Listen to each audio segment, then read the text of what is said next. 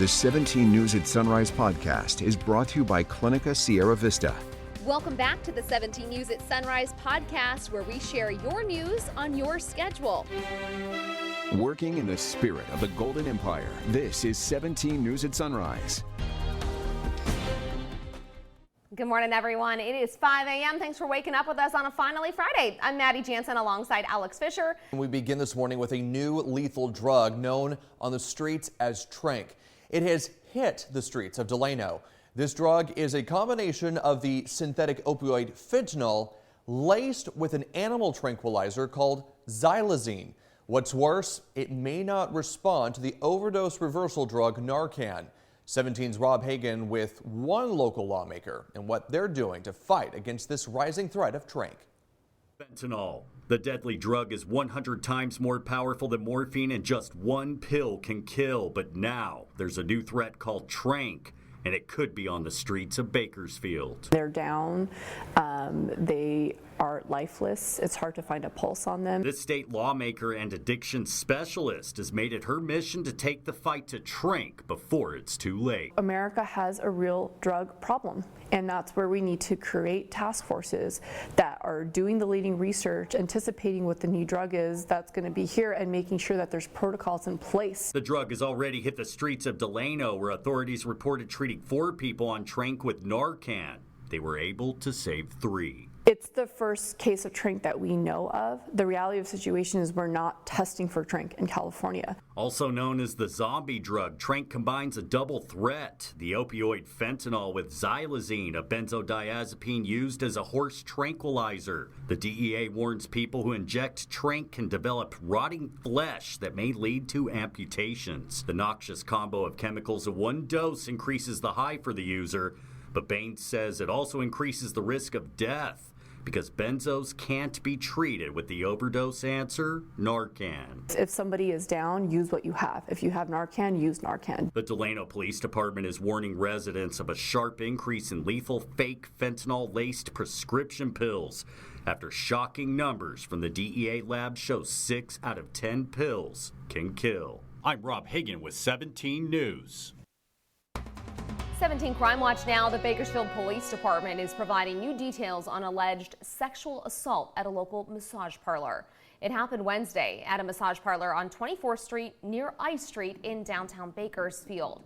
Police say an employee was sexually assaulted inside the parlor. And if you have any information on the man in question, you're urged to call BPD at 327-7111. Closing arguments continued in the case of a driver accused of driving under the influence and falling asleep down the road when he allegedly crashed into a car. It happened back in 2017 along Highway 184 in Lamont. Prosecutors say Jesus Moreno drove away from the scene of the crash before passing out behind the wheel about 2 miles away. His blood alcohol level was more than 3 times the legal limit. That's according to police. He could face a life term in prison if convicted on charges of second-degree murder. A key business partner of the Bakersfield Association of Realtors has been hit with a cyber attack. It knocked out the MLS, which is a vital server that realtors depend on for property listings.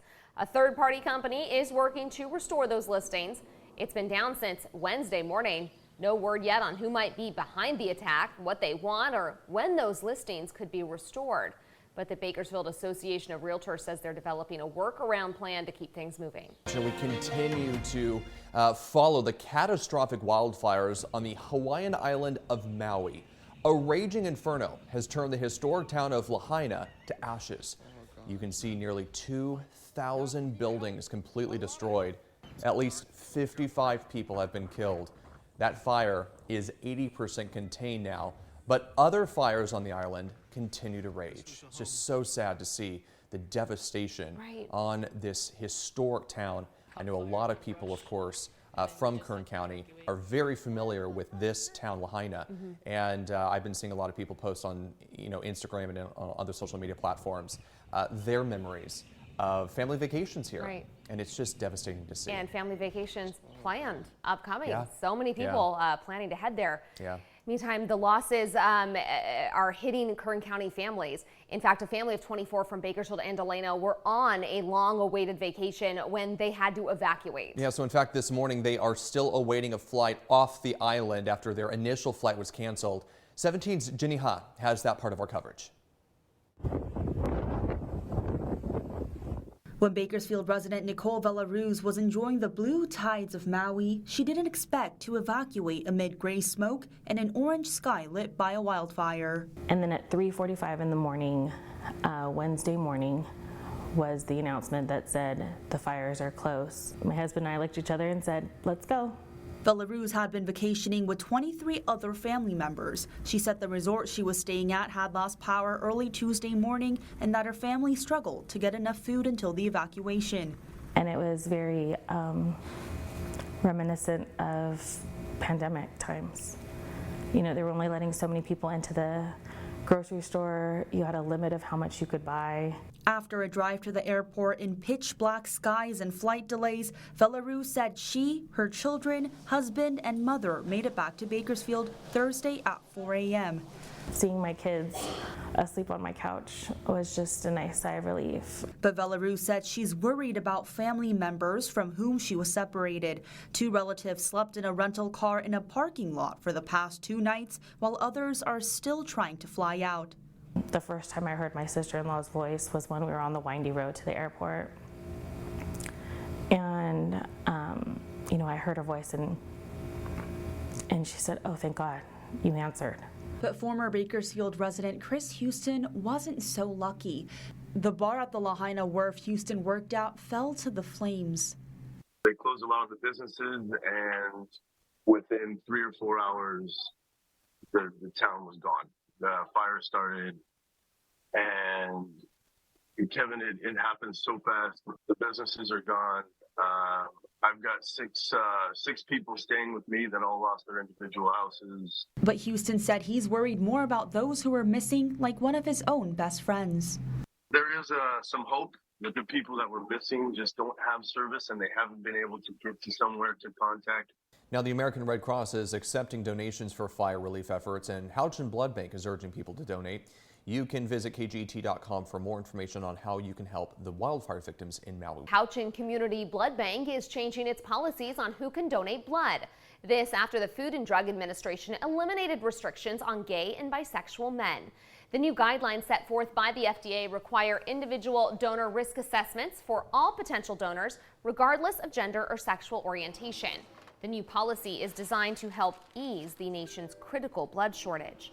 Houchin says here in Kern County, the new guidelines will take effect as early as January. Making news around the nation, members of former President Trump's legal team will meet in court today. They are expected to argue that the Justice Department's request for a protective order will infringe on the former president's right to free speech. This is relating to his federal indictment, accusing him of trying to overturn the 2020 presidential election. This comes less than 2 weeks before the first GOP debate is scheduled. And there could be more legal drama ahead for former President Trump. A 4th criminal indictment in connection to efforts to overturn the 2020 election results in Georgia could come as soon as next week. We're learning more about the deadly FBI shooting at a home in Utah. FBI agents raiding the Provo home of Craig Robertson just hours before the president landed in Utah on Wednesday. A criminal complaint filed by federal prosecutors details a long history of Robertson's graphically violent social media posts threatening Democratic officials, along with pictures of an arsenal of high-powered weapons. During that raid, officials say Robertson pointed a gun at FBI agents and they opened fire. This all comes as law enforcement say threats against elected officials are going up. The 17 News at Sunrise podcast is a production of KGET and Nexstar Media Group. For more on all of the headlines in today's show, head to kget.com.